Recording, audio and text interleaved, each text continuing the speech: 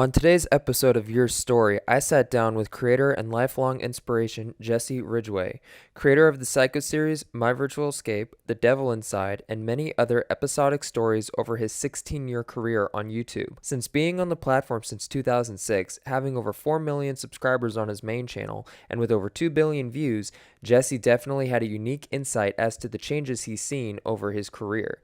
I hope my interview with him sparks inspiration with you just as it has with me. So without further ado, please welcome Jesse Ridgway, aka McJuggerNuggets. For a quick recap for viewers who don't know who you are or not familiar with you, how did you get started on YouTube? Like, how did you get started on the platform? How did you get your big break and whatnot? So quick background. I've been doing YouTube for 16 years. I go by the name McJuggerNuggets, which was just an old Halo 2 gamer tag on the Xbox Live days that kind of just stuck. But I originally started doing skits and everything, just comedic things I found interesting. And then I had some videos go viral. My dad breaking my Xbox, my dad shredding the video games with a lawnmower. And so maybe if people aren't familiar with the McJuggerNuggets name, they might have seen some of my viral videos, whether it's, Thanksgiving dinner, my dad throwing a turkey at me and flipping the tables, or, just a few years ago, we had Daddy Chill go super viral, collaborations with Kid Behind a Camera, Boogie 298, Lance Stewart, my obsession with him. I'm on TikTok, on Facebook now. We just had me giving my dad a GTO, over 100 million views on Facebook. The whole Psycho series had 1 billion views. So they might not have seen the full show, and we do a lot of web series and narrative-based content on my channel. Mostly it's family members, friends, fans getting involved. But they might not have seen a full show, but I'm sure they've probably seen a one-off or seen my face. I'm also one of the most popular GIFs. Everyone likes using my GIFs, actually, which is really fun. Yeah, you'll see people have no idea who I am. They'll use me shaking my fist and screaming or something, some random quote. So, I've been doing YouTube for a long time. We've, I've sold a documentary to Verizon about my life and my family and put it on a show for the internet. I got a graphic novel, and I ran a social media platform called Storyfire, which was like a Twitter, YouTube, Wattpad hybrid. Ran that for 4 or 5 years. And now I'm mostly retired and chilling. You're mostly retired. Mostly retired. I like temporarily till I finish writing something, or who knows what things I'm working on. But I'll be back. You kind of hit on this a little bit, but the next thing that I was going to ask was, you had the video of like the birth story behind the name McJuggerNuggets. How much of that was storytelling? How much of that was real? The origin is weird because McJuggernuggets did come from me naming my shit. So it's definitely bizarre, and it kind of sucks that I'm stuck with that name. But that's happened with a lot of YouTubers. I don't want to get into other people's history, but if you ever look at other YouTubers' names, usually the history dates back to something they were doing when they were a teenager, that the name just kind of stuck. And honestly, if you ask most, I feel like they would want to change it, but you can't. It's the brand recognition, the name, like you got to keep your name. So, I was playing Halo 2. I was always obsessed with like achievements and Xbox and any game I could get my hands on. And my gamer tag was McJuggerNuggets on there. And why that was the name was because I ate a 10-piece McNugget. Everyone loves McDonald's. I really sure did. I was a fat little kid. And, I ate these McNuggets. They came out my ass as McNuggets. And I was playing this game type Juggernaut on Halo. And I was like, it's like the Juggernaut just shit out some McNuggets. They're like some McJuggerNuggets. This was a one-off joke. And I'm like, I like the sound of that. And 14-year-old me, I'm like, yeah, let me name my YouTube channel this. And all of a sudden, as the videos blew up, they're like, oh, it's McJuggerNuggets. And it's a pain in the ass now. Like, I love McJuggerNuggets. I always will. But more people call me McJuggerNuggets than by my actual name. And the origin makes it funny. So they're calling me a piece of shit pretty much. But then also, it's absurd because it's very hard to tell people my channel name. And I feel like it is, if you type McJuggerNuggets in, it used to be you type it in and then search would have 20 different spellings of McJuggerNuggets because people could not, I'd get called McJuggernuts or Jug Nug or whatever, any twist on it. And especially for older people, they'd be like, what's your name? McJugger what? Yeah. McJugger what? Yeah, exactly. And then they end up not looking at the channel because they forget how to spell it, and they're like, whatever. So it's a little complex, but it's me. I thought they were gonna sue me at some point, but Really? yeah, because I know another YouTuber, Super Mario Logan. I think Nintendo came at him and were like, "Yo, you have to remove Super Mario from everything." And now he only has to because he was doing Mario puppets and stuff. Now it's like he can't even use those anymore because it's the IP. I'm like, "Yo, McDonald's," but I'm like, that'd be pretty extreme. I don't think they can because the Mick and the Nuggets are separated by the Jugger. So, but yeah, man, the name origin is it's always funny. Okay, now we're going to get more into the journey. You kind of hit onto the Psycho series a little bit, but after the success of the Psycho series, how did you feel, and how did you feel you had you could come back after ending a series that was that successful? Yeah. So after my loose background there, we had these videos go viral where my dad's destroying my stuff. We ended up packaging a whole series around it, which was a Psycho series. It was 700 videos, 2 videos a day, every day for 2.5 years. 30-minute. There were 30-minute episodes, so it was an hour of content daily. I was all me, acting, writing, directing, editing it, publishing it. It was a grind, and yeah, we ended it in June 2016, over 1 billion views, and it really put me on the map, helped my whole family out, and it ended with me shooting my dad and fleeing to Switzerland. That was the craziest ending ever. Let me tell you that was the craziest ending to anything. It was insane for those that, because there was the people that casually tuned into the Psycho video we would have every couple of weeks, but the million or so people that tuned into every episode, and were there that day when the fleeing and the killing came out. It was a time to be alive and watching YouTube. It was an iconic historical moment for the internet, for everyone that was a part of that experience. To end that naturally was like a very emotional roller coaster. It was welcome by the end. It was something that was like, yo, please just get it. Let's just kill my dad and be done with this. Because it was such a grind and it was taking its toll on everyone. And the immense pressure that we were all facing, not only from local police, the attorney general, FBI, to like my dad's government job being, potentially lost. So many people trying to expose us on YouTube and fans showing up at the house. It just became bigger than we could handle. And so we had to end while it was still hot and while it was high. But, even many years later, it's 6 years now, after, and I miss it dearly. Everyone misses it. Everyone's like, well, can we get Psycho Kid back? Can we do something new with that story, those characters? And I think about it often. It's something that was such a big thing for the audience, and most people subscribe for my channel for a character, for that story. So it's something that I think me and the fans alike are still dealing with the aftermath of that. Yeah. If you had to go back and tell your 23-year-old self something while you were in the Psycho series, what would you tell yourself? Don't break. Don't just keep going. There was many times where I almost broke, and I literally lost my mind and was just like, F everything. I'm done. The fights with the family, it was just getting to be a lot.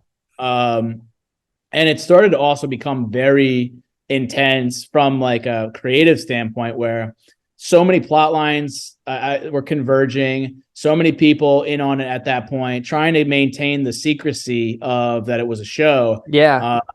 And it was just getting to be a lot. So I would just tell 23-year-old Jesse, be like, bro, stick to your guns, figuratively and literally. Keep that vision alive, and don't let anyone stop you from ending this show the way you want to. And yeah, he wouldn't have listened to me anyway. The dude was, I was on another level. When you're young, you got that like bullhead. Yeah. And, you got that teenage energy where like nobody tells you what to do. God bless him. You mentioned the secrecy of the Psycho series and keeping everybody, under wraps. How hard was that to make sure? I know you had the leak with Jeffrey's ex. Mhm. But how hard was it after that? Did you end up signing people to NDAs? Why didn't you sign her to an NDA? How did you keep that all together for such that long time without anybody really? I mean, yeah, you had the exposed videos and whatever else, but how did you really keep the secrecy of the channel or of the series together, with all the different people that were involved in it?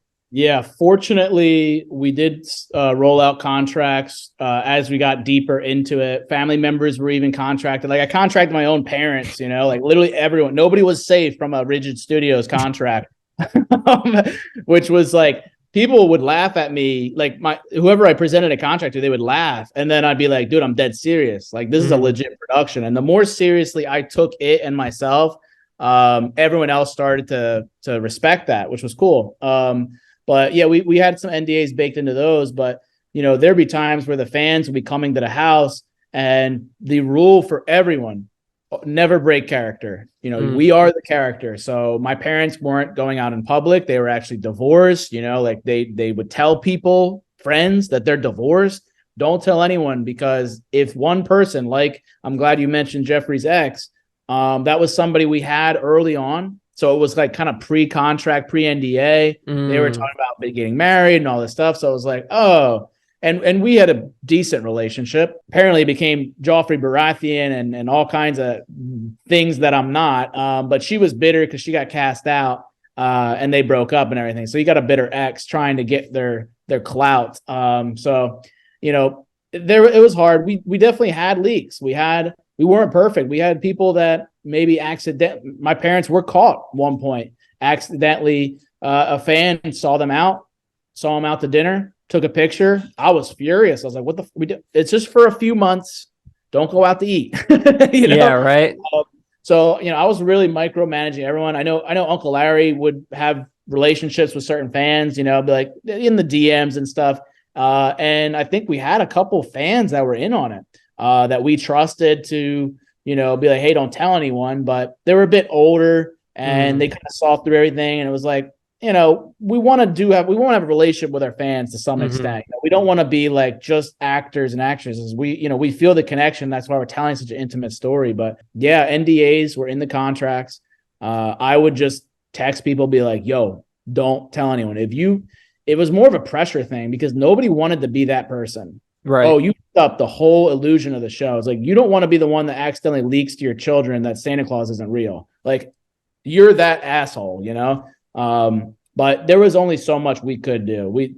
Sometimes we'd be shooting a video out and somebody would overhear something, or, people would come to Uncle Larry's house and they'd be on the other side of the fence. They'd have cameras, and it was starting to get to that point where, and like you said, all the exposed videos that, and we had those moments, with the door pins, the cop, and implement damage control. Exactly. There was a time where I'm like, go, and then we like still film the thing. Yep. I remember that one. Yeah, so it was like people had a whole career off of exposed videos, so it was something that we just had. It kept us on our A game. But then also it kind of became fun too. Like we would leave little Easter eggs for those exposed people. Yeah.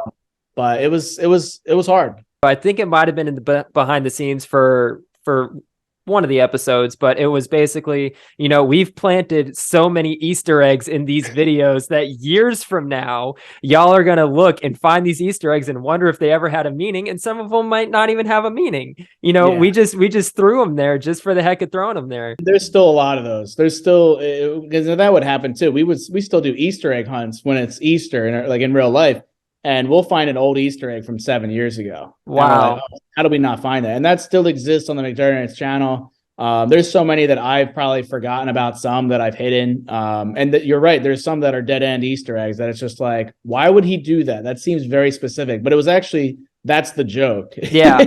Yeah.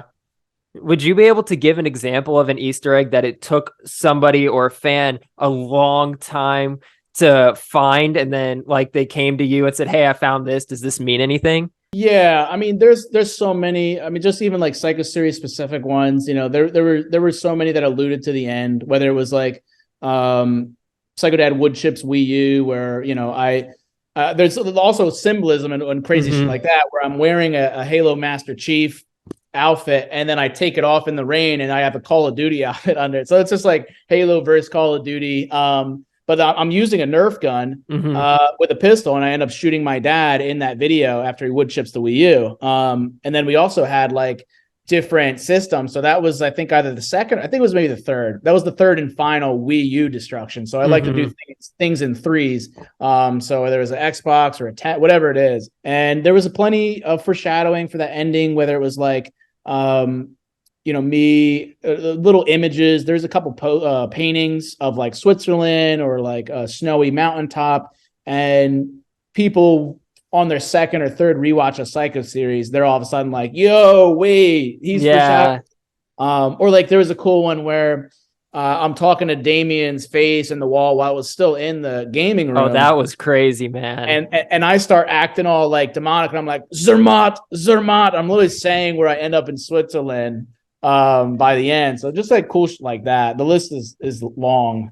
I mean, just before we move on to the next one, Damien, just a random little thing that happened, and you get this demonic face in a wall off of a splatter paint video. That was an incredible video, by the way. I go back and watch that every now and again. That was an incredible video, and the music behind it. Speaking of, with that music behind it, were there any copyright infringements or anything on that? For that one, I think it might have skated by, I think, for being like a classical work. Okay. There were times where I had like some music playing on the radio in the Corolla, and yeah, it would trigger something. But yeah, I'm glad you appreciated Damien, because Damien is one of those crazy moments that was just like accidental art.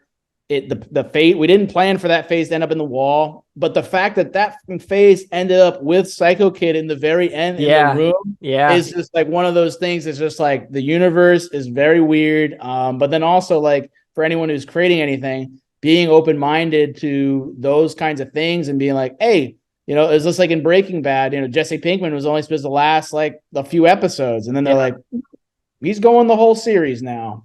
So yeah, Damien's a crazy thing. Yeah, I mean, and that's something that just kind of happened, and you just had to kind of just write it into it, and then it just added to it, Definitely. And yeah, it's crazy. You can write out as much as you can, but you can't anticipate what could potentially happen. Like I said, when we first started, I'm starting to write out a storyboard, and my character at the end of the first episode, everybody like falls asleep or whatever, or they're knocked out or they get poisoned, however you want to interpret it. And then we all wake up in separate locations. So it's also going to add to, I'm obviously in a new country. But it's hard for me to write an episode where I'm out in a new country where I'm not familiar with anything that's out there. And so I can write the basic ideas, but then you just have to pretty much leave it up to chance as to what you're going to find when you get out there. Yeah, and that's part of the fun, and then that was a lot of that Psycho series adventure for us was, I didn't know, I signed my Uncle Chris up to be, who he actually is, Psycho Dad's brother, but to be my, the farmhand at McCann's farm. I didn't know that's where that farm was, where we were going to end up. And I had never even met those women. I met them like literally the day before we start shooting there. Like, hey, can we film at this farm? And so I did not know how the dynamics were going to be between them and Uncle Chris. And the same goes for other characters. Like me and Uncle Larry, that was something that just organically blossomed throughout the whole show. And if you would have told me Uncle Larry was going to be driving into a swimming pool, a year beforehand, I would have said me and Uncle Larry don't even talk to each other. I was like, what are you talking about? And how close we all grew. And like you said, when you head out to South Korea or wherever you end up in life, you all of a sudden meet people that you didn't know prior, and all of a sudden they become such a cornerstone in your life, and also could play such a real character and could change your life in ways that you can't even imagine. And that's in many ways, that's the beauty of life, is there's so many variables and there's so many opportunities for luck to happen, as long as you're open to it and you're just kind of following your heart. Going into the storytelling with all of this, how do you think the storytelling part of YouTube has changed over the years since you started back in 2006 when you started? Yeah. So how has the storytelling changed over the years on the platform? I mean, the game has changed drastically. There's been so many, you hear generations of YouTube, phases, eras, whatever. Even social media, the whole landscape's changed with so many different platforms, and people's appetite for content's changed, especially with like short form now. It was a lot simpler back then, and then things become more complex, and the standards are raised. And that's why I always go on record and say that, like, it's very hard to do a psycho series now. It's very hard to do a My Virtual Escape now. By way of, like I said, you used to be able to curse on YouTube. You still can, but you'll be severely punished, whether it's through demonetization or, you're going to get suppressed view wise. And then when it comes to like My Virtual Escape, you got to be careful what subject matter you choose to do. No guns, no blood, no violence, but they say you can, but you're just not going to get the same reach. Exactly. To where, like, being able to shoot my dad and the video goes viral, that would never be able to fly right now. That video, and that got demonetized. No, that one didn't. Flea's Country did. Flea's did for the suicide. Yeah. Completely bizarre. And unfortunately, I think really affected Flea's Country's viewership, like the actual end of the series. And that the same thing happened to My Virtual Escape. The very first episode of that show was age restricted, the pilot episode. So, for a storyteller, it's very challenging, and it kind of makes you water down your content. And what we've been seeing a lot recently is that, people have been saying the beastification of YouTube and all this stuff. And to be honest, I'm right on board with that. I see it. Everybody's so focused on retention and cutting things up. It's become a very strong editing game. Like, you need to have crazy editing skills. It needs to be very fast paced. YouTube's just looking for the best of the best content, but best is subjective. But it's not subjective when you have an algorithm that's just looking at how long are people watching. And everyone's attention spans are getting morphed in the process to where we need to check our phone every 5 minutes. And, if it's not burst short form content, just climax. Yeah. The long-term effects of this are not good. I mean, and that's where, people look at me and say, oh, I love TikTok. I love this, Instagram Reels, YouTube Shorts. And I say, yeah, I understand that, but you're not looking at it from the business side of things as well, where, they're making a lot of money, but your attention span is going down, and it's killing all of the, I shouldn't say, I'm a longer, creator, a long-term creator on YouTube, because I've been on since 2019. You've been on since 2006. But, even back in 2019, Shorts wasn't a thing. TikTok really wasn't a big thing at the time.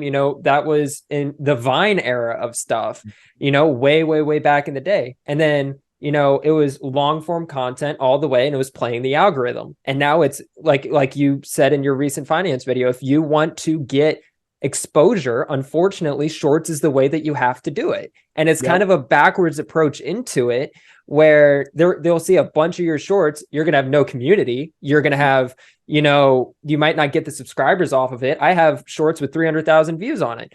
Do I get 300,000 subscribers off of it? No, but I'm getting the exposure off of it. They see the videos, and then you can loop that back in with live streams or long form content or something like that. But to me, that's a little bit backwards.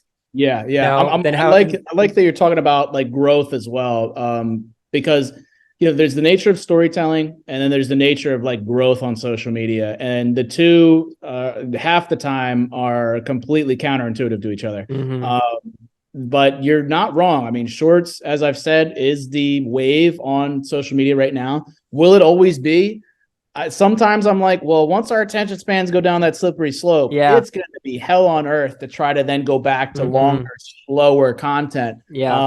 However, if you look at Netflix and you look at all these streaming platforms, you still get quality storytelling. You still get slower paced content. Unfortunately, social media hasn't really taken to that narrative format. And the younger generations, unless it's a Marvel movie, are generally not, flocking to theaters. They're generally not as interested. Maybe Netflix, but it's very different. Most younger generations are on TikTok or on Shorts or on Instagram Reels, whatever it is. So for right now, you got to play to that. But it was interesting when you brought up Vine. Vine, the short form, was the wave. That's where you got the Logan Pauls, the Lily Pons, the Lance Stewarts, grew a huge, massive audience for the time.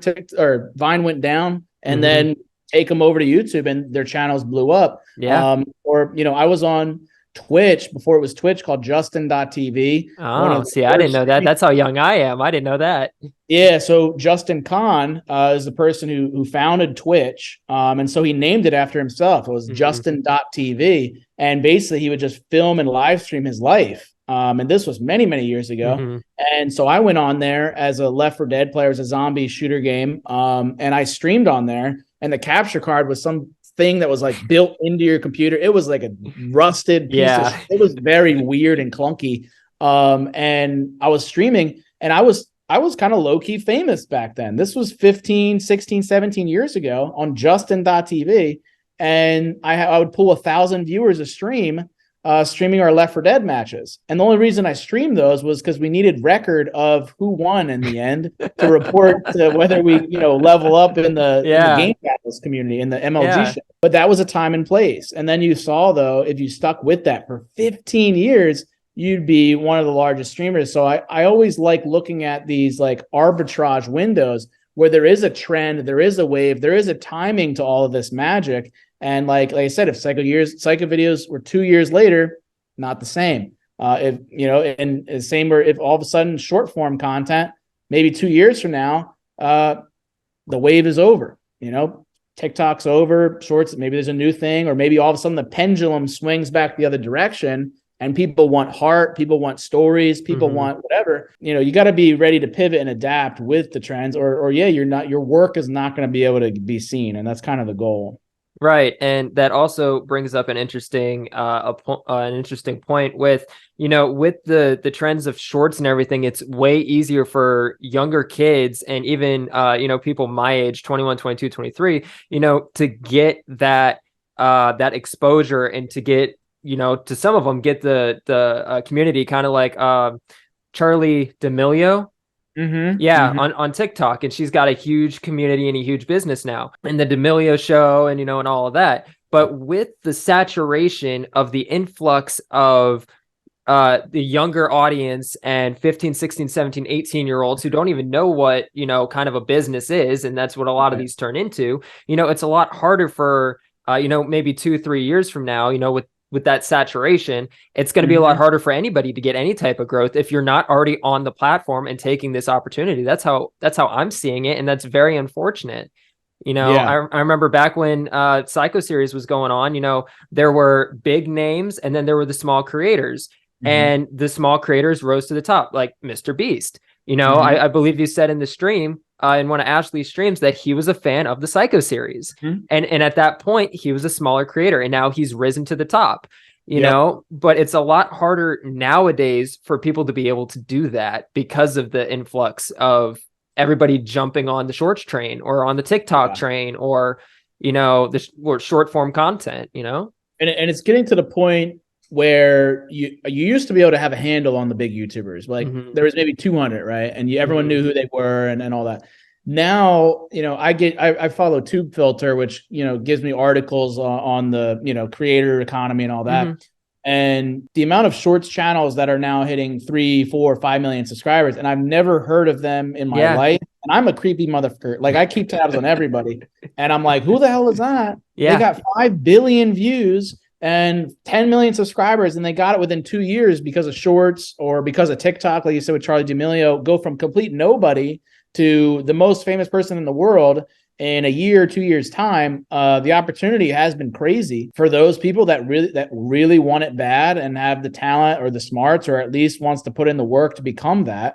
There's really no excuse for anyone right now. However, a year or 2 years from now, when shorts is saturated, like you said, or I feel like TikTok's very saturated now. I looked, a fun fact on my TikTok, I'm right at 920,000 subs on TikTok. If you look on Social Blade, as far as the rank goes of how many people are ahead of me in subscribers, this is me close to 1 million subs. There's like 46,000 people ahead of me. Wow. So that means there's close to 45,000 people that have over 1 million subscribers on TikTok. Wow. Which is like insane. Yeah. And there's not much monetization to be had. So shorts, hopefully they have good monetization. We'll see. I don't think it's going to be like as good as standard long form. But is it enough to make it worth it? Maybe. But if anything, it's worth it enough to get the exposure, to get the Yeah. attention, discoverability, and then port that into, like you said, any business that you want. Where do you hope the YouTube platform will be in the future? Where do I hope it'll be, or where do I think it'll be? Both. Both. Both. I I'll give you where I think it'll be. I think it's going to be harder and harder. Mm-hmm. The course of everything is something gets democratized, and I think I used the example. I forget if I talked about it in this video or another one. But like Hollywood, you could drive out to Los Angeles, start getting auditions, you get cast in some, and it was the same thing as YouTube. Like, you knew the 10 celebrities, and then it grew, and then it got to a point where a lot of people could get an acting gig. Then the red tape comes in. People start to get power. It's a lot harder to get in. And you see that when you have somebody like a Mr. Beast have 100 million subscribers, you start to see a concentration of power. Yeah. And you start to see that, like, oh, his videos appear everywhere on recommended. They're getting pushed everywhere. And like, the rich get richer. And you start to see that with all the other big YouTubers too, to where YouTube's going to bank on their biggest stars, and they're just going to keep feeding them. And it's going to get to the point where, unless you have millions of dollars or 10 people on your team, or like ungodly talent or whatever it is, you're not going to blow up. So I think 2 years from now, you're not going to see as many new faces, new stars, at least none that have like blast off into the millions of subscribers. Like I said, because the shorts wave, I think will probably die within a couple of years. So those people will hopefully position themselves to being able to turn views. The same for mine. Like, I could coast on my channel now probably for years based on what I've created thus far. And I ported all these videos to Facebook and TikTok, and I've maintained somewhat of a career off the old stuff. So I bought myself some time, but even then, just like shooting star, fades out over time, and you have to reinvent yourself. So I think it gets hard. I don't think it changes all too much, because YouTube really hasn't changed all that much for many years. Little things, whether it's demonetization or like the shorts, is a bigger change. But as you said, I was streaming 16 years ago, making videos 16 years ago. So for that long a period of time, it's still fundamentally the same. You watch content, you subscribe. Now you can make money off of it, but I don't see too much changing, especially with us being in a recession and entering some like really dark times. I don't see as much spend happening, and therefore I don't think we're going to see much development. I think we're going to really stagnate over these next few years across the board. So going back into some of your series, either Psycho series, My Virtual Escape, any of those seasons, The Devil Inside, any of those seasons, do you still have any props from any of your old series? And if so, what are your favorite props? Yeah, I think you could tell by how I create things that I do have a level of nostalgia and sentimental value for things. That's why I give so much, props to props. You know what I'm saying? Like, I put a lot of stock in the characters of the objects, because objects, as much as they're not alive, when it comes to storytelling, they are alive. They have every even physical object has a part to play in this world, and we might not fully understand them. So I hold great value in these things that help me tell stories. So I have a lot of Psycho series props still. I auctioned off a lot to a bunch of different fans. However, I just put up the Psycho Kid Submerges motorcycle, the motorcycle from that video. We've had that, and that's now up for sale, or we might end up just giving it away. I still have the original Juggy mobile. I have the bullet that killed Psycho Dad. I have the blank shell that I shot from that video. I have Damien's face still. You still have Damien's face? I still have Damien's face. Yeah, that's crazy. Last time I saw Damien, you were ripping him apart in the small little room. So it's crazy that after that his face survived all of that. Yeah, that was one of those really important ones to me. And that I did smash him to bits, but I was able to almost recollect, like piece them back together. I should get him framed or something. I think he's just he's chilling in a box somewhere. I have a lot of other stuff. I have the Devil's Necklace, like all like 4 of them that I've used over the years. I have a lot of I have maybe like 4 MVE helmets.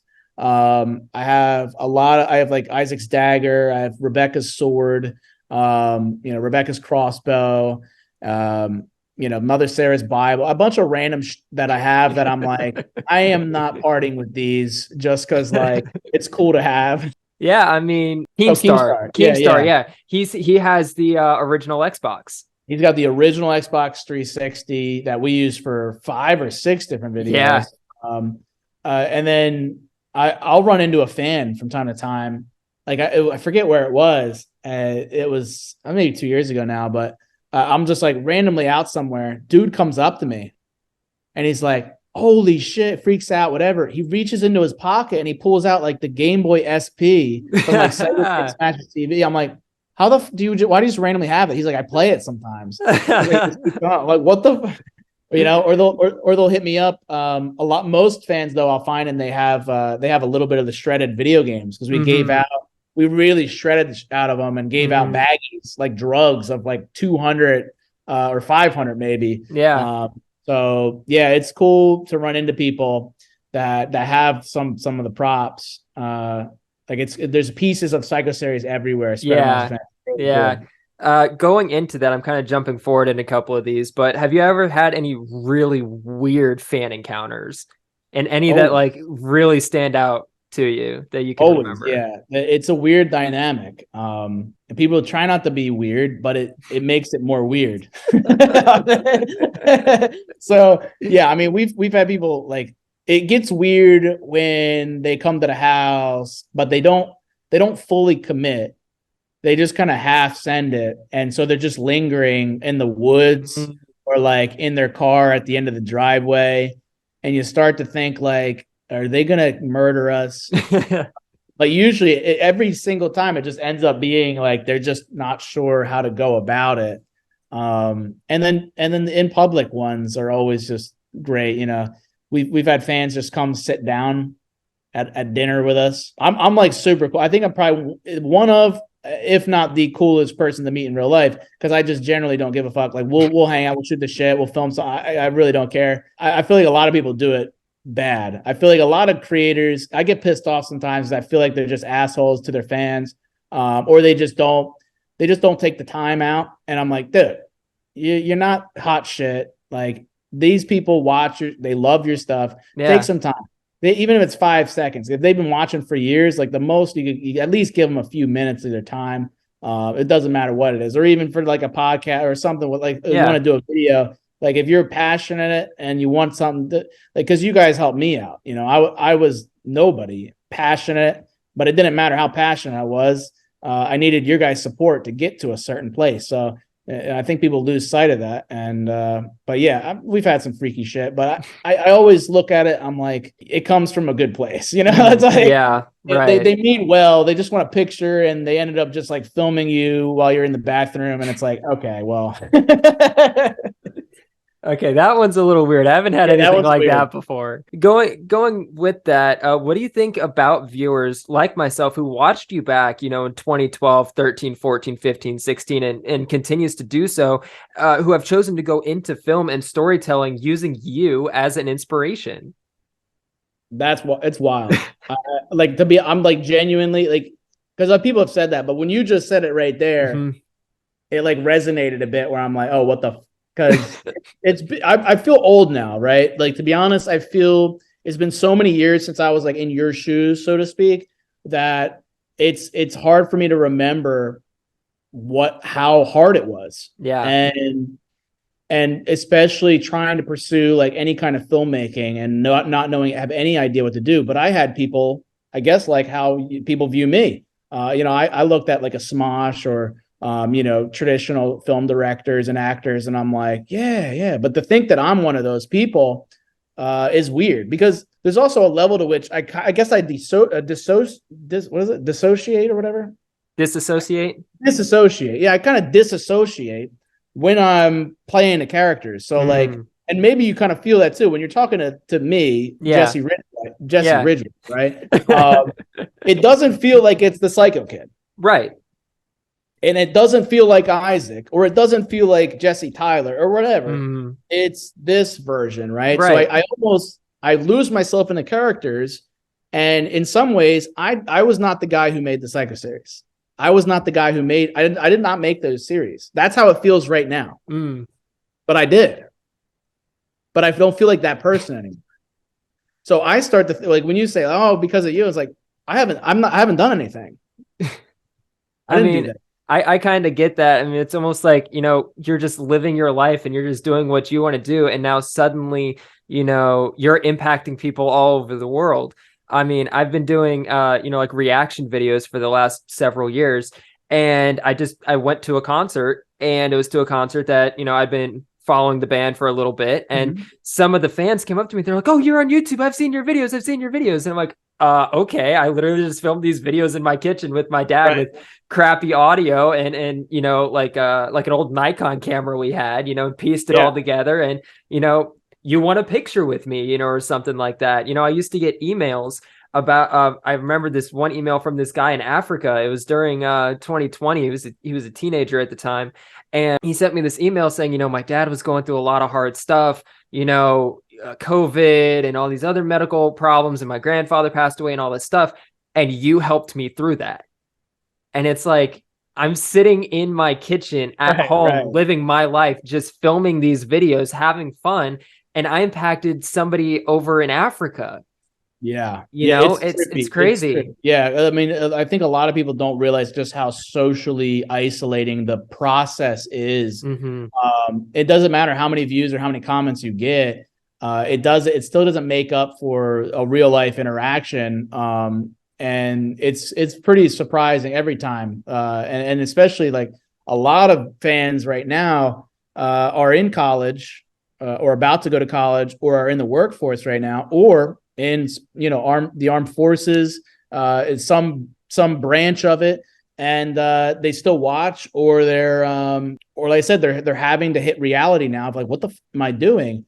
And I get so many messages like, "Dude, I'm pursuing XYZ. I'm pursuing filmmaking because of you. I'm going to Rowan because of you, or I'm doing this, or I'm doing kind of like Psycho videos, but like with my family or whatever it is." And it's incredible. I'm glad I think I finally checked the box.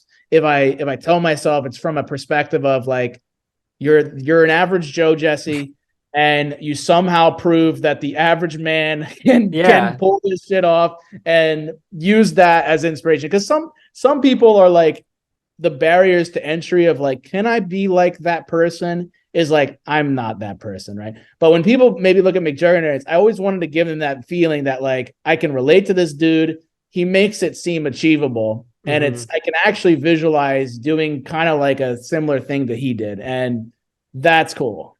I mean, I remember when the Psycho series was going on, I actually approached my mom and my dad and I said, "Hey, could we do something like this?" And they were like, "Yeah," and they were like, "No, that's fake. We don't want to get into all of that." And I'm like, I really don't care if you think it's fake or not. It ended up being, a story. But, when we were in the meat of all of that, it was the coolest thing ever, you know, but they were like, "No, why, how is that real when he has this camera following him around everywhere? And I don't want to be on the internet." And then now they're on the internet, or especially my dad. My mom, not so much, because she gave me that perception of it, back in the day. But, Dad, we were just sitting on the couch and I saw my YouTube channel. I just posted, little things here or there.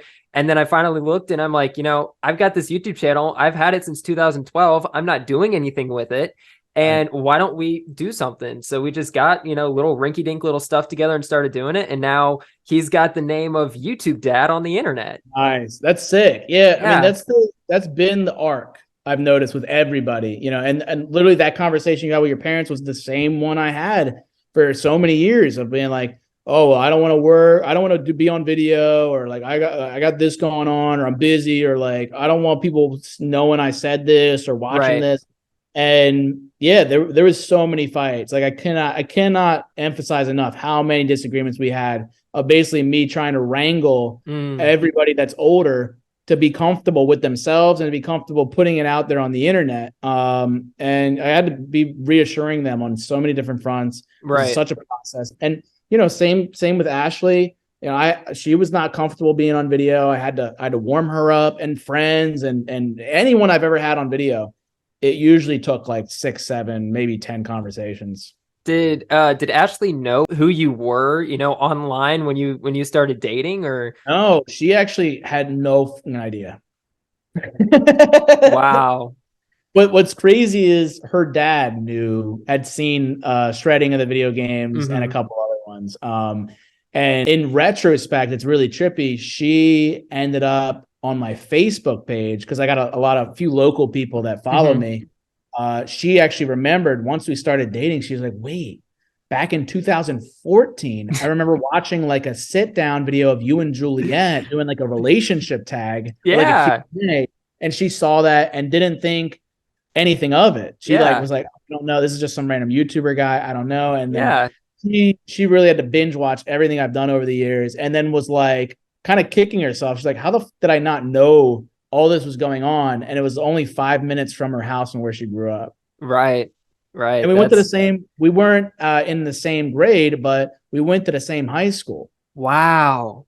So you'd think she would have been like, oh yeah, that's the YouTuber, whatever. But no, she actually didn't watch much YouTube. She was still mostly watching TV, Netflix, that whole kind of thing. Not as much the YouTuber content, which I can't blame her because there is a lot of cringe out there. Yeah. And now she's got a channel with 30-some thousand subscribers on it and doing baking streams every week.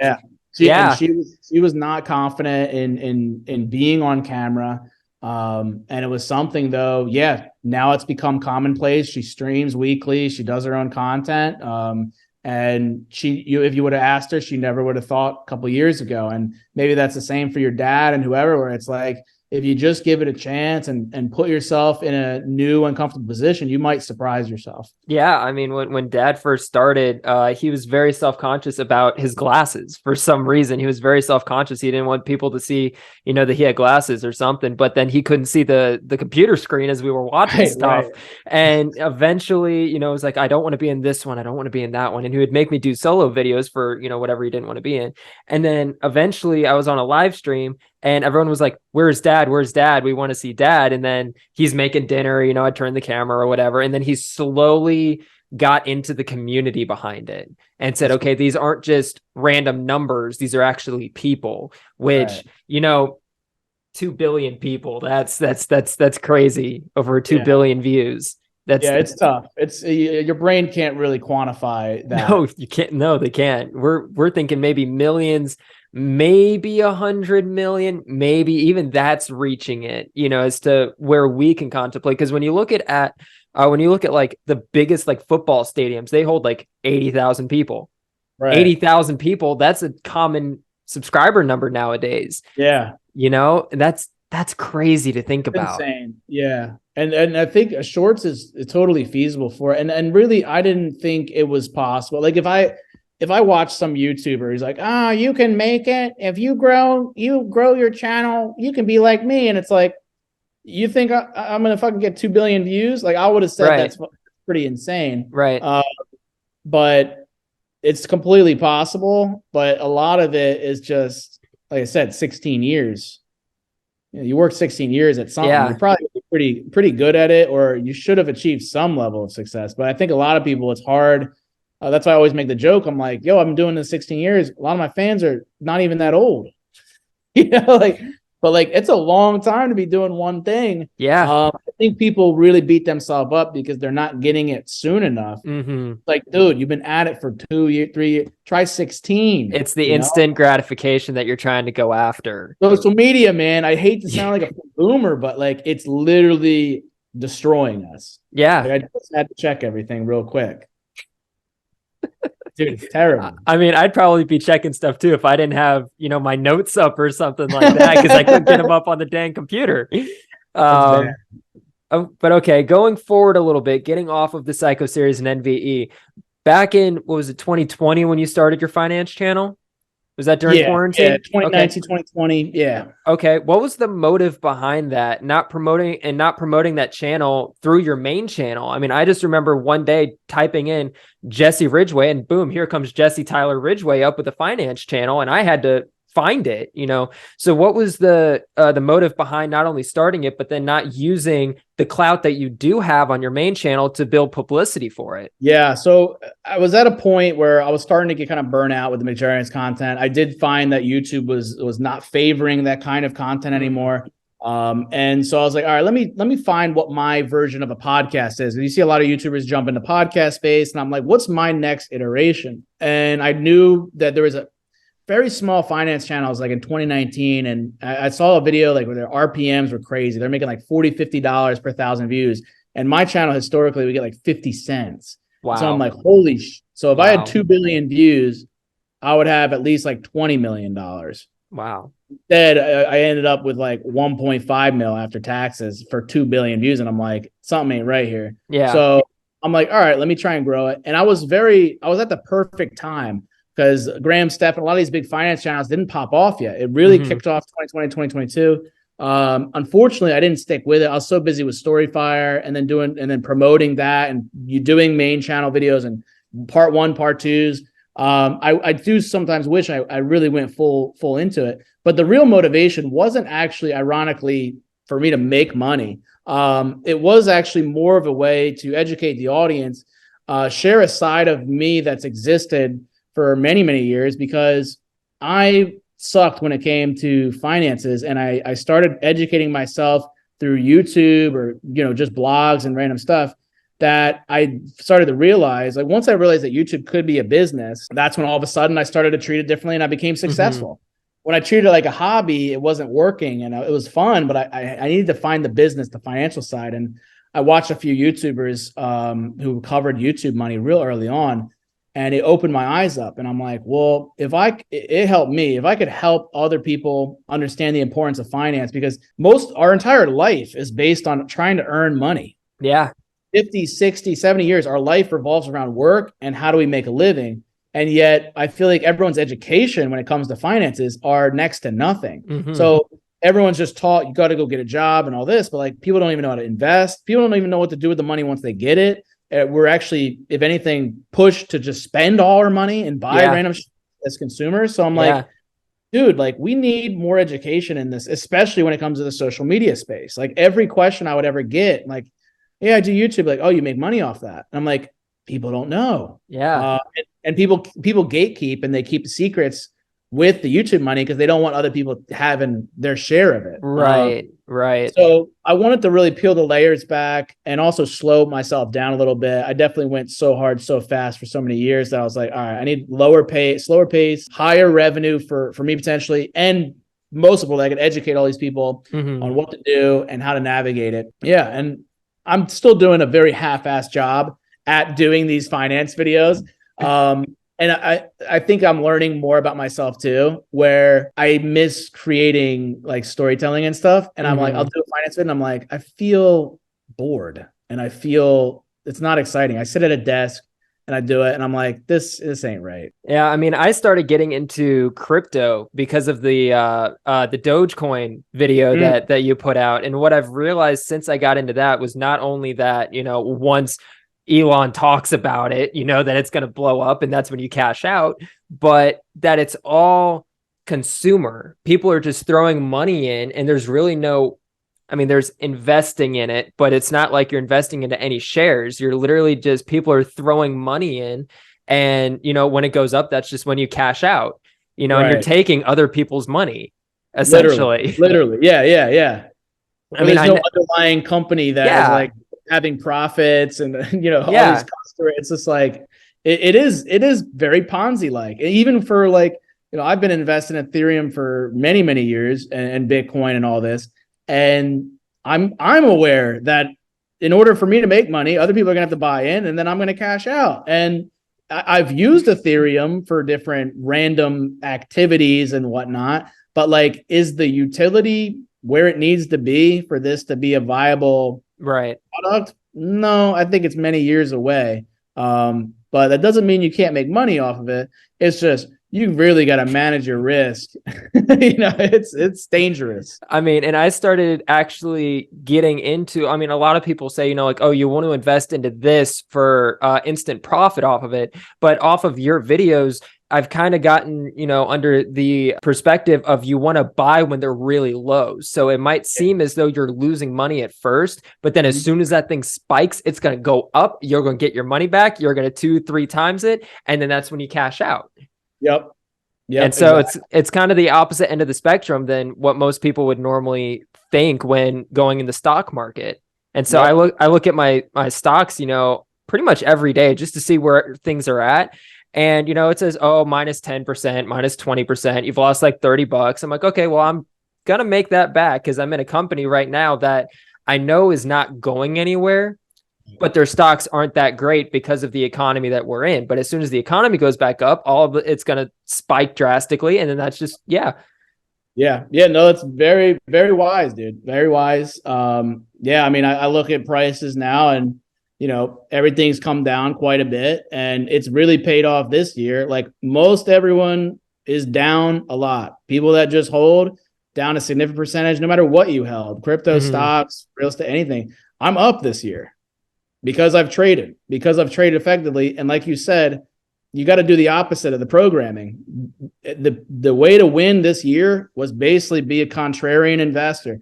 Everyone's super euphoric and like, oh, the rally's back, whatever, sell. Everyone's just like, oh, it's going to keep fucking crashing. There's going to be a bear market rally, buy in. The unfortunate thing is I've definitely made a lot of mistakes this year too. I'm still up overall. But I could have played a lot of stuff better, but our human emotions get the best of us. We also start the FOMO, especially you're on Twitter and stuff. You see everyone like, oh, this is how everyone's a wizard at it. And then all of a sudden they took your money. Yeah. And you missed it. Yep. But I'm excited just because for all of us, a huge opportunity awaits. I mean, even buying in right now is a good price compared to where it was last year. And always goes up in the long run. So for anyone young, whatever money you have, pick some good companies, or in this situation, good networks and protocols and products in the crypto space. Invest and hold for the long term. And anything bought in now over the course of 3-5 years, it will be in profit.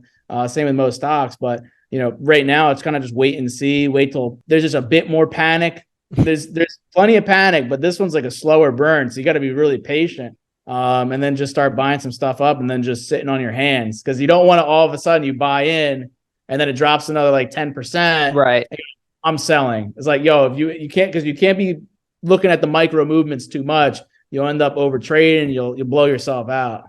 Let's see, and that's the cool thing about the app that I'm using, and I'm not going to name drop, but the app that I'm using, it actually says, not with crypto, but with the other companies that I'm invested in, it actually says when's a good time to buy, when it's a strong buy, when you need to hold, when you really need to sell it right now. And so it breaks it down really easy so that even me with not a lot of stock experience, that I can understand when, the good time, for that is.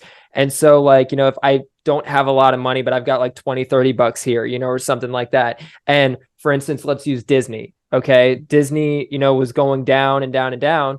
And I'm like, do I really want to invest in this? Their stocks are going down or whatever. But the little bar said, strong buy, throw your money in now. And then now it's at a hold. Right. And so it's dumbed it down for me, but it's definitely eye-opening having the finance channel. And having finance channels, really, you're the only one that I watch when it comes to that kind of stuff. Oh, dang. I gotta get to work then. But it does help, dumbing it down for people who aren't always in it, and you sharing your experience in what you've learned, what hasn't worked, and what has worked over the years. Because I mean, even though you have the your main channel that's still pulling in profit, you're now pulling in all these other sources of revenue that not many other people would think of doing at this point in time with the economy how it is. Yeah, that was the thought too. I mean, a lot of the finance channels are still booming in a bear market, so they're capitalizing on all the damage that's being done in the economy and great clickbait and all this other stuff, and they're raking it in. there is a feeling of like morality to it where I'm like, oh, this is kind of messed up on some degree, but it's the game, you kind of got to play it. Like I didn't feel great about myself when I'm doing psycho dad videos, we're definitely playing into the clickbait and the draw and ridiculous and kind of like how your parents reacted was, oh, it's fake, all this other stuff, to where like, yeah, you just kind of got to say, I don't give a and just break the stigma. But yeah, on the finance front, I mean, that's great that, there's indicators and there are good creators out there covering stuff, but then there's also a lot of grifters, I mean, we've been seeing it over the last year or so, a lot of people shilling stuff that are complete trash, or they're doing paid promotion, all this other stuff, to where I thought maybe I could come at it from like a funny perspective while also like sharing insights, trying to educate people. And I also wanted to show people another side of myself. I think because I played Psycho Kid and all these characters, and generally I'm the butt of the jokes in the videos, or I'm acting the fool. And I want them to show like, yo, like behind the scenes, I'm like a pretty shrewd business dude. I'm very, nuanced when it comes to storytelling, and the whole finance side, that like I've made way more money off of investments and finance than I've made in my whole entire YouTube career. And like, that says a lot, that says a lot about why people should educate themselves on this versus, working their whole life to earn the wage slave. When if they just knew the tools properly, they could retire at age 40 or something, or have $1 million by the time, they're 30 years old, Yeah. And so part 2 to that question, why did you not use your main channel as publicity for your finance channel? Why didn't you use the clout that you have accumulated over the years? Yeah, there was a couple little devil inside bits where, I've like shouted it out. Nothing real crazy. I did where I was like financially ruined. I bled even some narrative and some vlog style content onto the finance channel. So it's kind of become a bit of a hybrid, but I think it's come down to like, I haven't ever fully committed to the finance channel. So I haven't wanted to like really push people, build all this expectation and pressure. Because to be honest, it does feel like it's just like I'm almost been a little torn on which direction to take. Because there's so many options. Like, should I be full-time TikTok? Should I be full-time YouTube Shorts? Should I? Yeah, no. Should I abandon more or less, prioritize the finance channel and not the McJuggerNuggets channel? I have 4 million subscribers on there. People are expecting videos. I get bitched at every day because I'm not coming out with McJuggerNuggets videos, while I get, a few thousand views on a finance video. How am I ever going to grow this finance channel? Right. And work on this too. So it's kind of been a matter of like prioritization. So right now I'm doing that thing where I got 7 plates spinning, but I'm not doing particularly incredible job at any one thing. But I have a really balanced system right now. Will it get to the point where I'm back full-fledged, say on McJuggerNuggets, or will I full commit finally to the finance? I think that day will come, because it does get a bit overwhelming. Like I can't stand having to post. I got to post on IG Reels right now. I got to post on Facebook Reels right now. I gotta manage, my upload coming for the finance channel while I'm working on stuff behind the scenes for McJuggerNuggets. And there's so many different things that I'm like, I used to be really successful when I just focused on my main channel and just made narrative content. And that's why you got Easter eggs and shit, because I was obsessed with it. Now I'm doing so many different things for business, I'm unable to get 100% creative. And I think that's a lot of the audience's frustration, but it's just kind of like, as I'm getting older, I'm like, do I want to keep doing this that I've been doing for 16, 20 years, whatever? Do I want to try something different? So it's a little, and then even on the main channel, you break it down too, where it's like, well, psycho videos still pull all the views. Yeah. So I'm just doing psycho videos again. Are we doing psycho series 2, I guess? If we're basing it off the views, then all of a sudden I don't get to do a My Virtual Escape type series because it's not going to pull in the views. So a lot of thinking and not a lot of doing, when I've definitely come close to being just like, everything. I'm just making art on McJuggerNuggets, and if it gets 50K views a episode, so be it. But then I say that now, And then once the views dry up to like 20K, I'm gonna be like, what the did I just do? Right. It's a lot of thinking, a lot of processing, a lot of trying to, like you were saying, managing everything. And that kind of goes into the next thing that I have here. What do you think about the channels that have really blown up in the recent years? Ararak, Mr. Beast, Ryan Trahan, Austin Alexander, Michelle Carre, that have these big teams behind them that are able to help with the micromanaging of everything. Have you thought about doing something like that? Every time I've come close, I pull out because the thing I fear for a Mr. Beast or an Ararak is kind of like the golden handcuffs.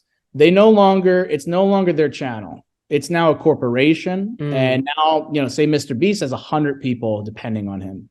He can't take off. He might try and take 5 days, but guess what? And I'm pretty confident that over time, you're going to see the burnout for, like, say, him specifically. It's too much for one person. I mean, he literally lives in his studio. Pretty extreme. And yeah. I get that. I was that same way. Everyone acts like they're invincible and they can handle all that, but then it kills you over time. And I think they have I think they will have razor thin margins. I think they've been good for the last couple of years, but the views don't always stay that high. It doesn't matter who you are. PewDiePie should be perfect case in point. You're not always going to be number one. You're going to fade out over time. And I think people don't fathom that the Araks and the Mr. Beast will have their days of reckoning where it's going to get hard.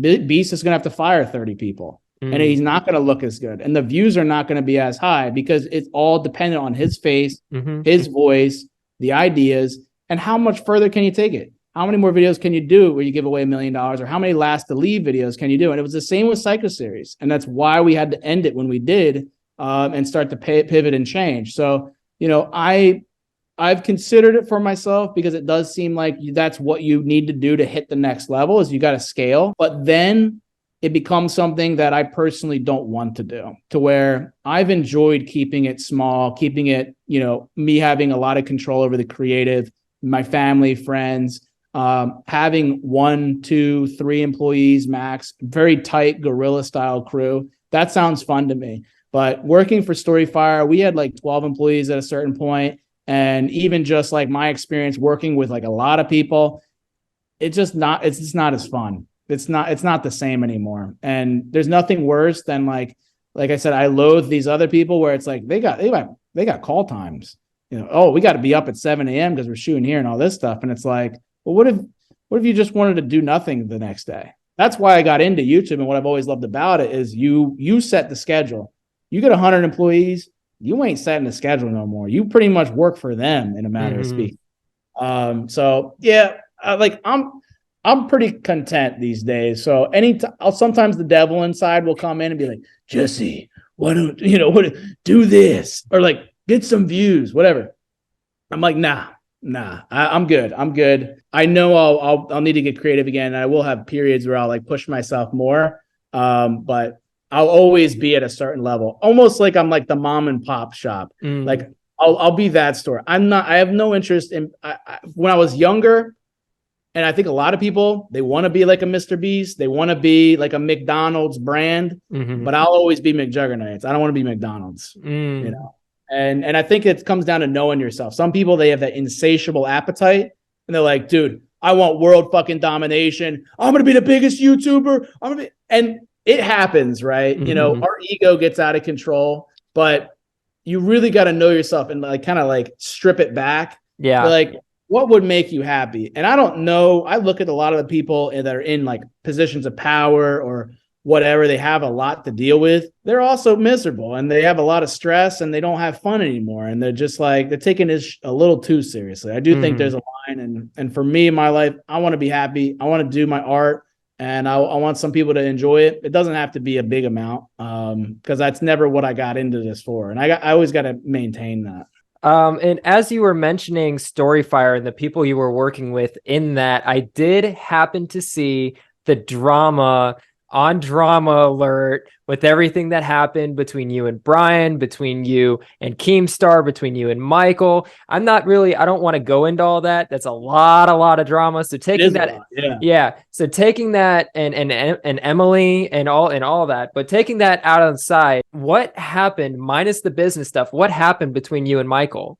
We have talked. We have talked. We're definitely in a better place. The issue really was with Storyfire. They were equity holders, and when everything was shutting down, and stuff happened with Brian, naturally we all wanted this thing to succeed and blow up. When it didn't, and everyone put a lot of work in, it's like, what the so who better to blame than me and Brian? We were the ones at the head, and so there was a lot of animosity to that, and then we had to transfer the company to deck share, and it was just a lot of legal, like a lot of crap, right? Yeah, it was just not a good time for Storyfire and the business, and that bleeds into the friendship, unfortunately. That's why I say don't go into business with friends, all that. But who else are you going to get into business with? Right. Someone you know and like. But yeah, that all went down, and then the Emily stuff. I think Michael was still bitter about Storyfire stuff, and you just saw everything kind of congealing into one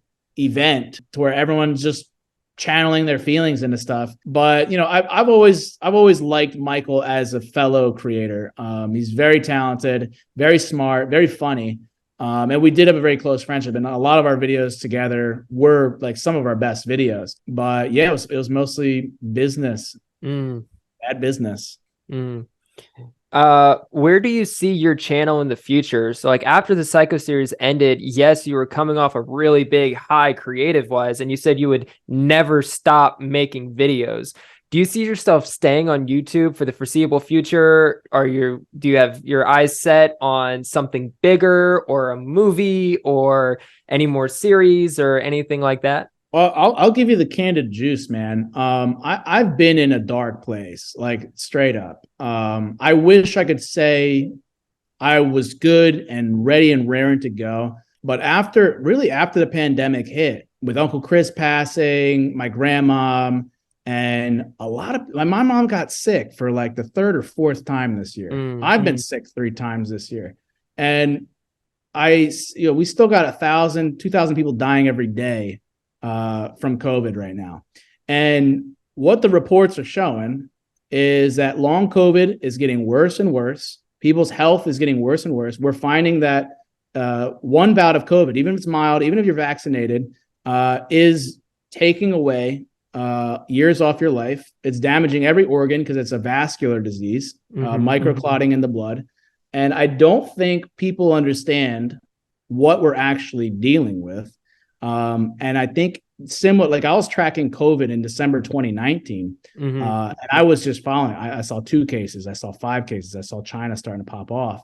And I'm always ahead of shit because I'm just upset. I'm on the internet probably way too much, and I just absorb all this information. And like I'm seeing it now. We have now 2 million more Americans, as opposed to 2 years ago, that are now in the disabled section. They're now a disabled person because of COVID. 2 million people. And that's right now. And the CDC just released a statement that it's 1 in 5 people that get COVID will develop some form of long COVID, whether it's fatigue, headaches, you name it. That's what my dad's going through, unfortunately. Really? Yeah. But honestly, as much as it sucks, it's refreshing to hear somebody else like dealing with this stuff, because sadly it's become so politicized and it's become so like stigmatized to even talk about COVID anymore. Whether people masking or not masking, it's become such a hard thing to talk about when it's literally so many people dying every day. If not dying, they're suffering, and it hurts. And I'm like, I got COVID in the summer. It was my first time, hopefully my last time. It sucks. Dude, I was beat for 3 weeks and I was fatigued as hell. And I'm like, how is everyone fine with just getting it again and again? And your immune system's going to be depleted. They're showing up to like 8-9 months later. And then you get the flu and then you get sick again. And I'm like, bro, it ain't worth it. It ain't worth it for me. Well, as far as drawing all this COVID stuff back to content, I've been really taking it easy. Just reflecting on stuff, thinking, kind of in hibernation mode, because I just think there's a time and place for everything. And to me, it's like saying slow down, relax for right now. I think we're going a little ahead of ourselves, and we're prioritizing, profit over human lives and health. And everyone's just like I said, the story of man is we just keep wanting more and more, and greed takes over. And we're not maintaining our own earth, our own systems, nothing. We're just looking ahead and not at what we have. So I get creative. I'll think of ideas, and then I'll be like, well, let me chill. So my plans right now, I'm chilling for most of the winter. We're still seeing 6-figure cases every day. It's going to get bad. Like I even mapped it out. 2021 on this date and 2020 on this date were less cases than we have on this date. Wow. So, yeah. And the unfortunate thing is with the funding for the CDC and all these essential bodies, they're just not giving up anymore. So these are independent sources having to tally this up. The hospitals are really overrun and stressed to where this is going to be a very bad winter. And I told my family, man, I'm like, Mom, you got sick 3 times. I don't want to see what happens when you get sick a 4th time and a 5th time and a 6th time. Mm-hmm. One of our friends has had a stroke, had COVID. Interesting how that works. I know I have friends that have like the chronic fatigue that they just they're out of breath very easily now. Just that's starting to become more compelling. So yeah, man, I'm just kind of chilling, helping Ashley with the streams and the vlogs. I enjoy that. And, we got somebody coming tonight for the Airbnb. So we're running an Airbnb business, and that's been lucrative. And yeah, I've just been working on some finance vids, stuff that I can do solo. And then once spring, summer comes, then I get back into things. Hopefully cases come down. I'll feel safer, doing some larger videos and maybe some blackjack streams and things like that. But really, really taking it a day or a week at a time. And that's been like that for the last 2 years, just because it's like, it's just not worth it. It's crazy to think about that. It's been 2 years. It's almost been 3 years. I remember where I was when we first got the notice. I was a senior in high school, and that was my last day in high school. It was a Friday, and we were told, it's going to be 2 weeks. Something's going to come. We don't know what it is, and we'll be back. It's fine. And so we were told, yep, you're going to be out of school for 2 weeks. And then it was, now you're going to be out of school for the rest of the month, and we're going to cancel the rest of the school year, which means I really didn't get a graduation. I didn't get senior prom. I didn't get, all these other things that everyone was obviously looking forward to. Yeah. And then weeks turned into months, turned into years. And now we're almost at the 3-year mark of COVID. Yeah. I think for some people, a lot of people actually that I know, it's over. It's done. COVID's not a thing anymore. Yeah, we've beaten it like 6 times at this point. It's a cold. It's a cold. Yeah. 1,000 people die every day. It's a cold. No, it was terrible, dude. Dude, it's bad. I had it probably 3-4 months ago, and I was at work. I had just come back from Orlando, and I was with my mom, and then we get back. I go back to work the next day, and I'm just feeling like shit. And I work outside, and it's the middle of the summer. So what are you supposed to do when you have COVID? You're supposed to be inside, probably in the air conditioning, in your bed, sleeping, resting, and staying hydrated. And I was outside working on our flight line. And is that Jenny? Yeah. I just had to get real nasty. But I was working on our flight line outside, and everyone's like, oh, you're just dehydrated, this and that. I go and get tested. Boom, I have COVID. I'm positive. I call my mom, and I'm like, hey, how are you feeling? I feel like crap. I said, get tested. She has her at-home test. She get tested. Oh, guess what? She's positive. My supervisor immediately looked at me and said, hey, you need to call the med group on base and da-da-da-da-da and let them know what's going on and everything. And I'm like, I don't even want to pick up my phone. Like, I'm just dying in bed right now. I mean, I had a neurovirus. My entire family got a neurovirus years and years ago. And I haven't felt that bad with COVID, or, the symptoms I was having with COVID. Yeah. I haven't felt that bad since my entire family got attacked with a neurovirus. Dude, that neurovirus is no joke. Yeah. It was terrible. They're similar in severity, where it's just like, you want to fucking die. Yeah. Yeah, I mean, you're just coughing up and coughing up, and you're just trying to sleep, and your head's going everywhere, and you're just fatigued. Yeah. It's bad. I don't wish it upon anybody. Yeah, dude, with COVID, it was like I was 3 weeks after I first got it. I still couldn't lift the goddamn camera. I literally, Mhm. I mean, the cannons that we're using are heavy, but Mhm. like I've done it so long and I Yeah. hold it, I'm out of breath in 30 seconds. I got to put it down. And it's not like I'm not out of shape. I was running like 15 miles a week every week, Mm. lifting all the time. And I'm over here lifting the camera for literally 5 seconds. And I'm like, I got to put this down. And I Yeah. literally had to lift it down. That's 3 weeks out. And I'm like, what the is this? Yeah, I Like, mean, and those DSLRs are no joke. I used to use a DSLR and I said, you know what, I can't do this. And I went to a power shot, you know. Oh, hi, Jenny. hi. Hi, Cute. you quarantine dog. He is a quarantine dog. I love how you got Jenny in a storyline and she was Isaac's dog. I absolutely Yeah. love that. That was very, very cool.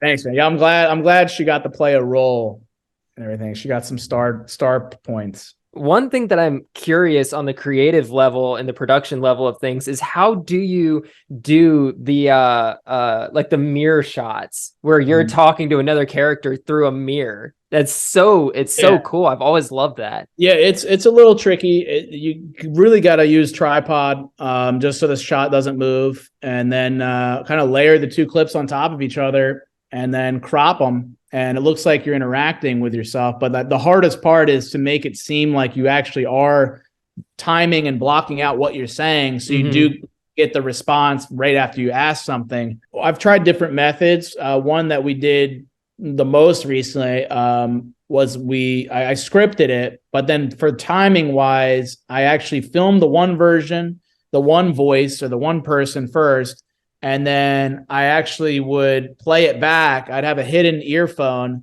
and then play myself back saying the lines on like a monitor, and then I would read the next part. So I'm actually responding, and then I just cut them together. But it's always tricky, but It's a really cool effect when it's done right.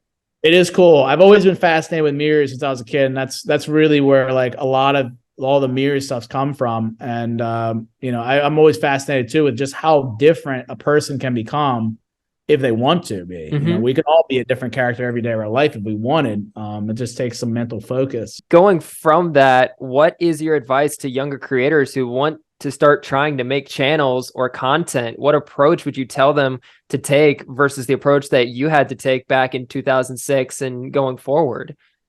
Yeah, that part I wish I could say, hey, do what I did. But it's not really a possibility at this point, it's is not. it? And I don't want to say that like there's not some way you can potentially jigger it. Like Psycho series was a way in which I tapped into this viral clickbait video game centric shit because gaming was massively popular on YouTube. So I tapped into that while then lacing my own narrative into it. So I twist it. Could you do a narrative series using YouTube Shorts? It's a fascinating idea. Yes, and that's exactly what I would do. If you want to do like my style, whatever, just do it on Shorts and TikTok. I mean, you don't have to not do it on all the platforms. They all have some short form version, but it would be all short form. And it would be similar to like, I was not happy to do freak out videos. And I want to make that very clear. They were parodies. They were parodies, and I wanted to do series. And I thought these were so corny and cringy and stupid. And I literally thought they were beneath me, which is some crazy. I had a little complex when I was a kid. And I was like that film school. I'm like, oh, I don't want to do the freak out videos. But I would say that's probably the same for a lot of people. Oh, I don't want to make TikToks. That's little girls dance, or it's short form. It's a, you kind of got to do what you got to do. That's that part where it's like, I went into film and TV in some parts because I was kind of lazy. I'm like, what's the most fun, low effort job I can do? Like videos are like, especially for college, it was like, oh, I can just watch movies and I get a degree. That sounds good. So that was the thought process. And then with YouTube, it was like, all right, I just want to have fun. Mm-hmm. That's my dad always be like, you stupid son of a, it's not just fun. You have to work. You have to do shit you don't want to do. And so I was like, all right. So as long as you can compromise and come to grips with the fact that you're going to have to do some shit you don't want to do. Mm-hmm. I don't care what anyone says. People watching, if you want to grow, you're going to have to do short form content. Deal with it. I'm not happy about it. Nobody is, but you got to do it if you want to grow. If you're trying to make long form of success, interview McJuggerNuggets. And then turn it into short form content. Hey, I can see this going that direction now that you're talking about it. I can see that. 100%. But, you know, trying, like, you saw how easy it was in a sense. I'm sure you've reached out before to get me on, but at the same time, it wasn't that hard to get me. Was it? I mean, I don't know. Actually, no, I do know where I found the JSE email. Mm-hmm. I know where I found that. It was because it was in one of your vlogs or something Mm-hmm. that you panned over to the computer and your thing was up. Other than that, on your McJuggerNuggets channel, it has the different email under there. Yeah. It used to be that AOL email. But yeah, I think you can find that AOL email on some old videos and stuff. And so yeah, it was like, well, I'm going to email that one. I'm not sure how much he looks at it because it's a 4 million, subscriber channel and it's a really big channel. I'm going to try this one and we'll see, what ends up happening. And then I never heard anything. I didn't hear anything back. So I wasn't sure if, you'd seen it or if you brushed it off. Oh, it's a podcast thing, or whatever. Mm-hmm. And then I got on Ashley's stream and I'm like, oh, of course, there for Ashley and seeing, what she was doing and whatnot, supporting that. But this might be an easier avenue because I'm going through maybe 100 people versus maybe if you streamed, I'd be going through 1,000 people. Dude, I tell this to people all the time is there's a secret that nobody knows. And it's literally exactly what you did. You might not believe it, but I've talked with many YouTubers that are 5, 10 million, Mr. Beast, 100 mil. I can't say Mr. Beast in terms of that he'll apply to this rule. Yeah. But generally, every YouTuber sees damn near everything. Every tweet, every DM, generally, they see more than what I think fans think they do. And so they think that they'll never see it, they'll never respond to it, but that is false. We only respond to ones that actually have some sense to them, that actually come at it the right way. Your email was the right way. And also when you went into Ashley's stream is the right way, where there's so many people that you can so easily access. And maybe this is better for you. Maybe you strip this because you don't want everyone else to know this part.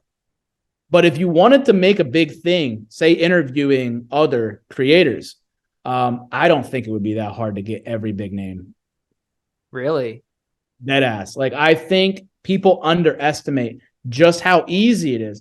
Like Nigga Higa is on Twitch, massive YouTuber, OG, billions of views, and he is streaming to maybe a few hundred people on Twitch.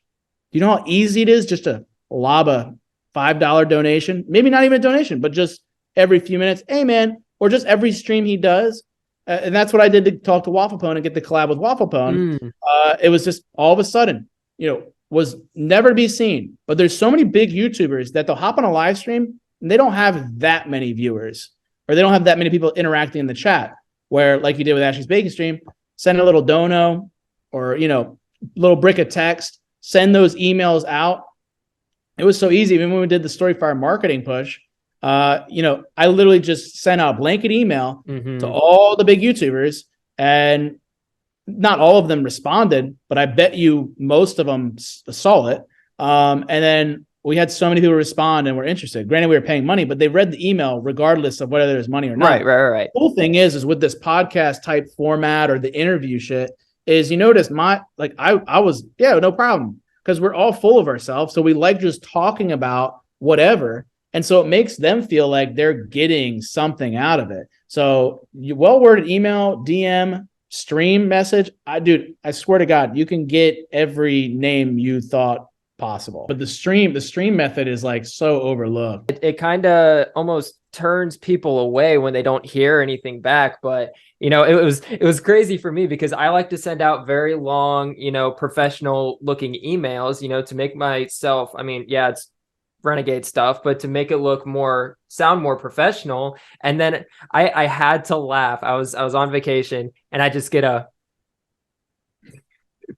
let me know whenever. It's like, okay, I can see you're typing this on your phone. Yeah, literally. I mean, I just had to laugh at it. Getting into more of the social kind of, game plan around here. I saw your Instagram earlier about your social experiment. I've had some social experiments that I've done in the past, and just out of curiosity, let's re-edit and re-upload an old video. Let's not say anything. Let's not say this is a re-upload. I think I put it in the description or something. This is a re-edited, re-uploaded video from blah, blah, blah. But nobody reads the descriptions anymore. Right. So really, I didn't say anything else. I just put it back out just to see what would happen. So talk to me about this social experiment. What are you looking for? Is there a deeper purpose to You're it? talking about what I just like posted to Twitter? Yeah. With the envelope? I'm not asking what's in the envelope. I'm not asking what's in the envelope. Yeah. And this is going to come out more than likely after this is done. I just find it interesting when you start poking at, the social side of things and just seeing what people will do. What are you seeing behind that? What was the purpose to do the social experiment? Yeah, I kind of loosely touched it in my longer video on Twitter, but it's kind of where my head's at. And you asked about content earlier. What's the game plan? I don't want to divulge too much, but I am heading in a direction, and it's very interesting. And as an artist, sometimes I'll fight it because I'm like, dude, this is so weird, but I gotta lean into it. And so where the current's taking me is in some trippy mind shit, and really comes down to kind of what's blanket term as precognition. Okay. Basically being able to sense the future. And I've had many experiences in my life where I've dreamt the future. I've dreamt people dying and they died. I dream this is gonna happen. I dreamt about Psycho series way before it happened, which is disturbing. I have journals, and it's stuff that I'm compiling. I'm very interested in. And so this envelope test, it is a real test that scientists have performed that is still ongoing. And I'm curious if there's a ringer or two. I think everyone's capable of tapping into this future. But I'm curious if somebody in the fan base, somebody in the community can either, while they're asleep at night, dream what's in this envelope, or when they're just chilling and waking life, vegging out, kind of daydreaming, all of a sudden it just like subliminally enters your brain. Oh, sorry, I snapped. Sorry. All of a sudden somebody sees a vision or a flash of what's inside this envelope, because that's how it happens for me and others. And it's such a not talked about phenomenon that I think there's a lot to it. So I'm curious. I'm going to do, I think, at least 10 of these over the next like 10 weeks to see, because we could have a fluke thing. I don't think many people are used to turning their brain off at all, meditating, or even recalling their dreams. Many people don't even write their dreams down. They don't recall any of their dreams, or they say they don't dream or whatever. And it's like, you're missing out on the juice. And so I'm hoping maybe this first one's a fluke. Nobody gets it. That's what the expectation is. But if just one person gets it, it's so hyper specific that the odds are insane. And clearly they tapped into something. They clearly saw the future. I have a bunch of theories, but I don't want to give all the secrets away right here and now. But it's definitely something you'll probably hear from me more in the future, aside from these experiments for fun. And people could win some money if they get it. But it probably will end up bleeding into content at some point in the future. Okay. Goes into the next thing I have here. Do you have any idea in mind about the next series?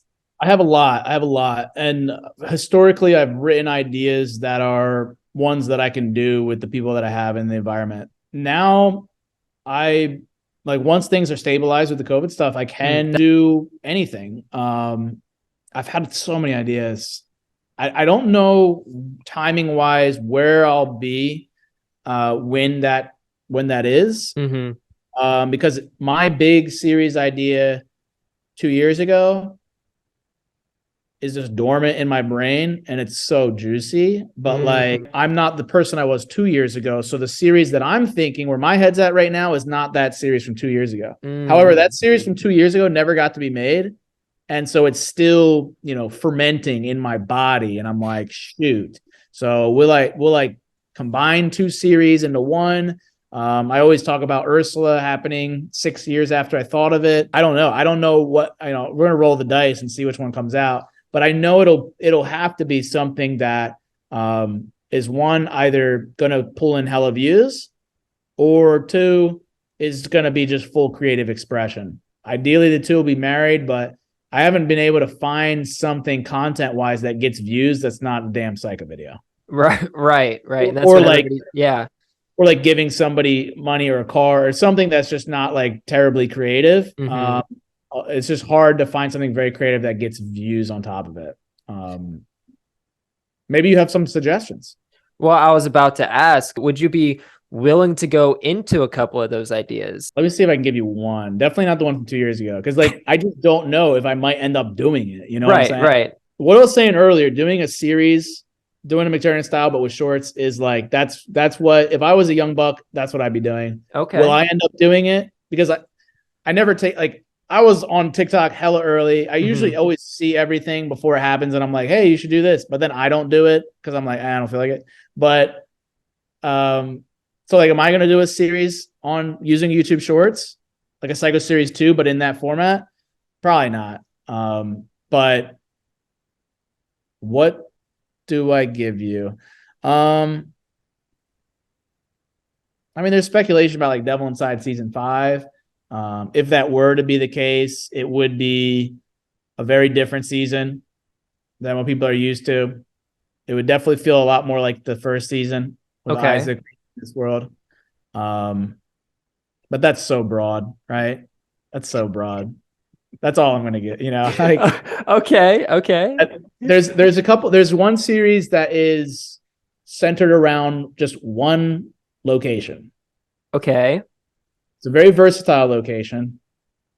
It's a very cool place for a show. And I haven't really seen it done, but am I going to do that one? That's going to require a lot of people. So no, but could I do it 3 years from now? Maybe. Possibly. That's why I'm tight-lipped Jesse right now. What do you want to see, man? What would you like to see? Oh, that's such a broad question. I'm dude, right? I mean, I've done it. Yeah. I mean, I really love the story concept behind the Psycho series, having several different characters, several different character arcs. That's kind of how I'm putting my series, my storyboard that I'm working on right now. It started when we were all in one central location, and then we ended up like being poisoned by some cookies or some food or whatever it was, and it fades to black. And there's so many possibilities that come with that. And then now I'm going to be waking up in a new country and I have no idea where I'm at. And, my dad and his girlfriend are going to be waking up in different locations. And it's kind of like a D&D campaign where you have multiple different things going on at the same time. I love stories that are like that. But of course, they're so hard to put together. Are you even intimidated by what you're describing right now for your own content? I shouldn't say intimidated behind it, but it's how am I going to do it? Because I know how I can do it on my side of things, but then I'm going to be talking to people that are 12 hours behind me, so if it's the middle of the night for me over in Korea, I think they're exactly 12 hours apart. So it's 9:00 at night right now, it's 9:00 in the morning over there. So I'm going to be talking to people 12 hours ahead of time and saying, okay, well, this is what I'm doing. And you're not a camera person and you're not actors, but how am I going to get this to feel the way that I want it to feel? And I'm halfway across the freaking world. Right. And so I think once I get in that environment and I start figuring out the nitty gritty details, it's going to come together on my end a lot quicker. But it's then trying to get the different stories from back at home together and then having them send all of those to me, that's going to be the tricky part when I get over there. I remember there was a guy I went to Rowan with. He was I think he was a year below or above me or something. He moved to the UK, and his whole channel's premise was I'm an American living in the UK. Mm-hmm. Did a bunch of videos showing his life, even though it was boring as all hell. Dude's got over a million subscribers now. Pretty decent channel. Gets a few 100K views per video, and the videos are still the same. He's an American living in UK. That's it. He tries the UK food. He meets the UK people. American living in South Korea. I might have to do that one. Right? A little vlog here or there, a little short. I'd be curious because I have no idea what life in South Korea would be like as an American. That'd be super interesting. Even Japan too. Yeah, I'd be real curious to watch that.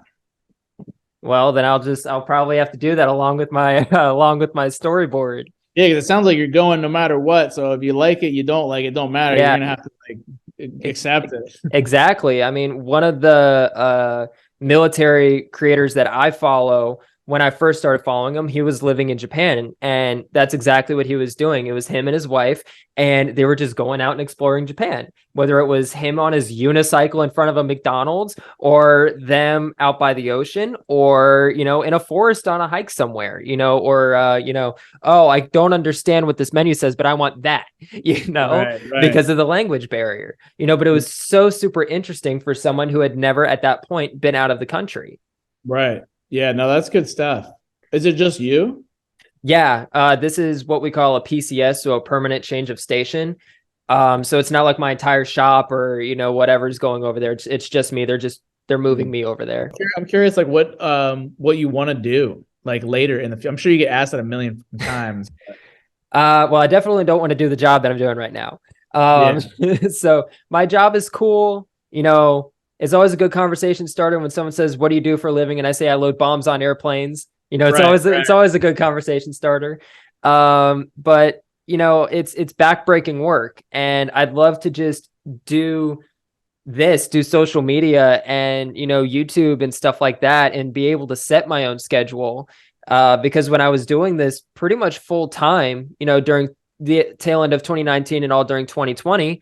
I loved it. I could set my own schedule. I could be there for my girlfriend at the time, whenever she needed me. She lived in Pennsylvania. I was down in Virginia, and so I could go up whenever she needed me, whenever my dad was going through health stuff, I could be there when he needed me, whatever. It gave me the flexibility to do anything really that I needed to do, even though the money really wasn't rolling. It was like $100 every other month, whatever it was. But it gave me the flexibility and I didn't have to worry about it. And it was fun. Yeah. And it's gotten to a point, even with this, that the creator burnout, I was doing daily videos at one point, and it was getting so, wash, rinse, and repeat that it was like, do I really want to keep doing this? And so then I gradually started to go to 3 videos a week, to 2 videos a week, to whenever the hell I wanted to upload, and it took a lot out of me. And originally when I started the channel, I didn't want it to be a reaction channel. That just happened to be the niche that I fell into. Kind of like at the time, you didn't want the psycho videos. It just happened to be the niche that you fell into at the time. Yeah. And it's really hard, A, to get out of, but B, when you're in it, it's so structured around this one thing, around the Psycho series secret formula. It was so structured around that. And if you weren't going to do that, like you're experiencing now, if you're not going to do that, the views aren't going to be there. I never wanted my channel to be like that. I wanted it to just be, I just want to do what I want to do. I want to have some fun with this. And so when we went up to Erie this past weekend, my dad said, yeah, just turn the camera on. Let's just vlog. Let's just have a good time. And I'm with family. I don't want to film with family because I film all the time. And so it's like, okay, I'll turn it on, whatever. I end up getting an interview with the owners of that barbecue restaurant that was featured on that TV show. And it was just, we just had a fun time with it, you know, and Nice. I got back in the car and he said, you know, were you surprised? I said, yeah, but I had fun. I Nice. haven't felt that kind of fun in a long time. This is fun. Just having a chat. It's just Oh yeah. so much fun for me, you know, and even if it's just a rinky dink little Logitech camera and a Zoom H1N microphone, you know, and it's very, very renegade. It's just fun for me. It works. It works, man. And you're good at it, dude. The interview format, I feel like, is really fitting for you. I appreciate that. I really do. But it's just, it's, you know, a lot less stressful. Yeah. And I can just go through this footage and I can clip up where I want to clip up and, you know, clean it up or whatever. And it's not a convoluted thing that everyone's trying to strive for nowadays. Yeah. And like you said earlier, it can and will more than likely eventually lead to future interviews or, you know, podcasts or whatever you want to call it with, you know, other creators, you know, 100%. and that's, I think this will be a nice turn for the channel. So again, I really do appreciate you sitting down and doing this. I think it'll be a nice turn for my channel, getting away from the content that I really didn't want to do to begin with, you know, and people are probably going to request that you do another interview with somebody else after this one. And yeah, I think it's going to do well. And yeah, you might all of a sudden have an outlet into a niche that you actually really enjoy. Yeah.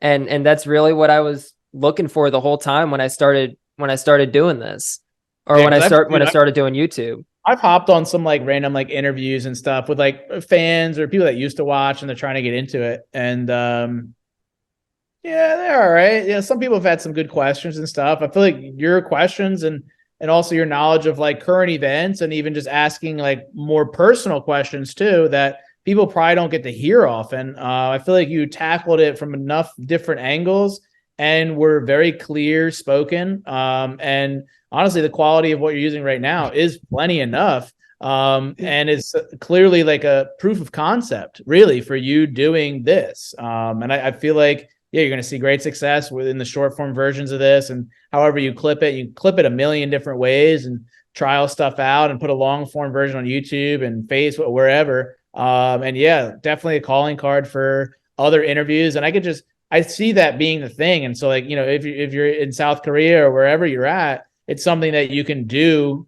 in the interim. And maybe it gets to a point where it's like, I could do this full time now pretty regularly. And like most people respond to my emails. I could easily see that shit. I've got a couple other things here and then we can just chit chat if you've still got time, if it's not getting too late for you. You said in an earlier post or video, I can't remember which one, that you'd be doing a video about your story writing process. Yes. Would you be able to give anything on that? I feel like I do a better job in the video. That should be coming out honestly as soon as tomorrow, or the time everyone sees this, it'll already been out. Right. But it's a girthy one. It's like a 30-minute long, full detailed breakdown of the process. So anyone trying to get into this stuff, highly recommend. And by no means is my way the right way, the perfect way. It's just a way that's worked.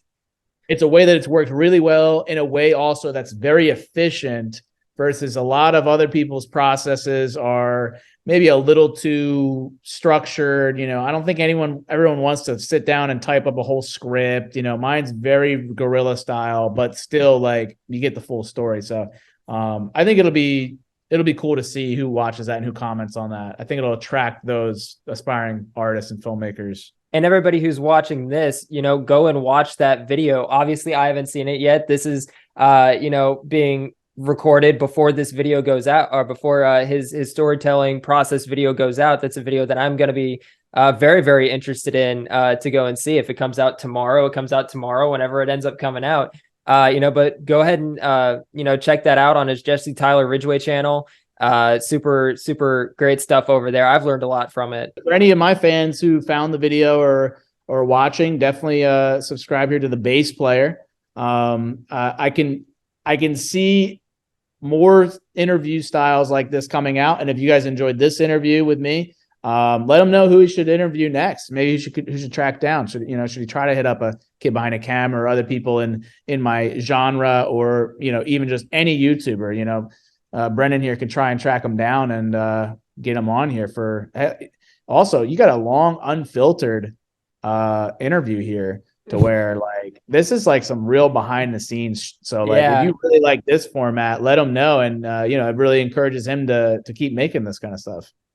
I appreciate that. One final question: where do you see the future of McJuggerNuggets?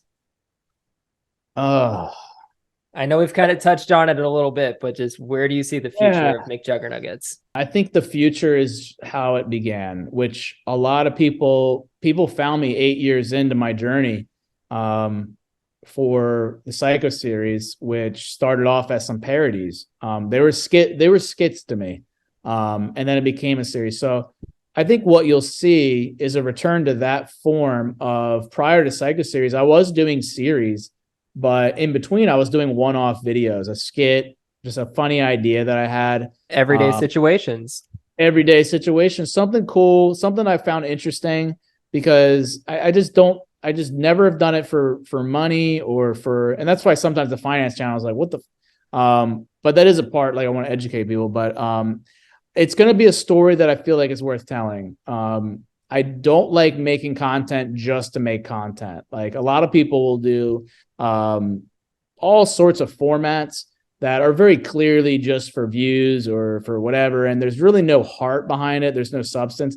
I'm seeking inspiration, and I want to do some one-offs, because I would like there to be something that can pull views, is a more creative thing, that maybe if it pops off, then we can form a series around it. And because that's what was so great with Psycho is the proof of concept performed well. Now we can package a series around it. Instead of, for Devil Inside, mostly it's just been kind of haphazard, throwing at the wall, trying to do some creative stuff, very experimental. So I think it's just gonna be more experimental, and ideally we can get something that hits, and then we can make a whole story and characters around it. And no matter what it is, I want to still have my family, any friends, and get some new faces. I love getting fans that I've watched for a while into the stuff, because they know it just as well as I do, and end up fitting right in. That's a great way to end this. But guys, again, thank you, Jesse, for coming on here. It's been wonderful talking to you. Thank you so much for getting back to me on this. Guys, check out Jesse's channel, McJuggerNuggets, Jesse Tyler Ridgway. Check him out on Instagram, Twitter, TikTok, Facebook, all of them. Yeah, all of them. He's got some really great stuff. Ashley May as well. If you want to get some behind the scenes, really of, what's going on in their lives, check out Ashley May's channel. Her link will be in the description, as well as all of Jesse's. Thanks, man. Absolutely, man. Appreciate it. It's been a pleasure, man. Likewise. Keep it rigid.